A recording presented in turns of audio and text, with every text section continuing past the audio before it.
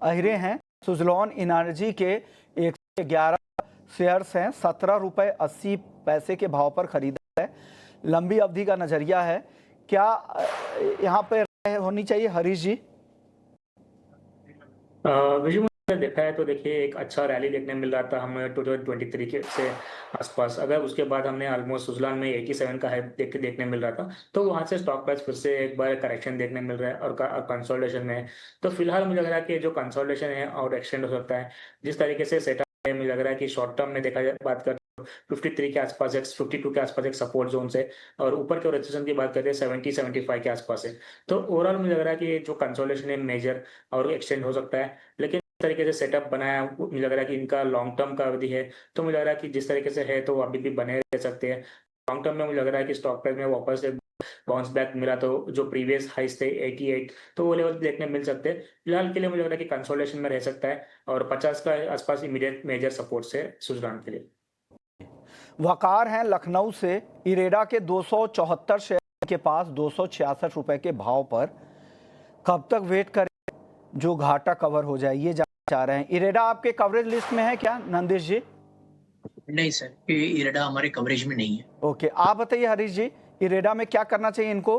266 की बाइंग है, नुकसान हो रहा है, करंट भाव 148 के आसपास गिरकर आ चुका है, क्या होल्ड करने में समझदारी है क्या? विश्वमंच अगर देखा है तो एल्डा में भी सेम सेटअप है, जहाँ पे स्टॉक प्राइस जो है ऊपर लेवल से एक अच्छा खासा गिरावट देखने मिल रहा था। स्टॉक प्राइस ऑलमोस्ट 300 के आसपास से स्टॉक प्राइस आया था 130 के आसपास तक, 140 तक।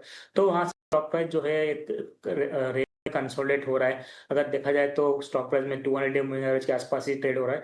तो ओवरऑल मुझे लग रहा है कि लॉन्ग टर्म के पर्सपेक्टिव से भी देखा जाए तो 137 एक स्ट्रॉन्ग सपोर्ट जोन है। जब तक इसके ऊपर है, इनको बने रह सकते हैं। लेकिन ऊपर लग रहा है कि ऐसा कुछ मेजर ट्रेंड रिवर्सल अभी तक फिलहाल दिख नहीं रहा है। लेकिन जिस तरीके से कंसोलिडेशन में है, अगर कंसोलिडेशन से प्राइस बाहर निकलते हैं रेजिस्टेंस जोन के ऊपर 162 के आसपास रेजिस्टेंस है, उसके ऊपर निकलते हैं, तब भी जाके मुझे लगा कि इसमें कुछ रैली देखने में चलता है। फिलहाल कंसोलिडेशन और एक्सटेंड भी हो सकता है। तो अगर इनको बने रहना रहता है तो मुझे लग रहा है कि 138 का मेंटेन करना चाहिए। उसके नीचे पे चल रहा है तो मुझे लग रहा है कि यहाँ पे और थोड़ा सेल ऑफ देखने मिल सकता है एरिडा में। तो ये एरिडा को लेकर अगले फिरोजपुर पंजाब से बजाज इलेक्ट्रिक के 260 शेयर हैं 670 के भाव पर। शॉर्ट टर्म का नजरिया जानना चाह रहे हैं कि बजाज इलेक्ट्रिक में क्या लग रहा है। बताइए नंदिश, क्या करना चाहिए इनको बजाज इलेक्ट्रिक में? कंपनी हमारे कवरेज में नहीं है, लेकिन मेरा बहुत इसमें थोड़ा बहुत स्टडी किया हुआ है। ये company usually it is into a consumer durable space.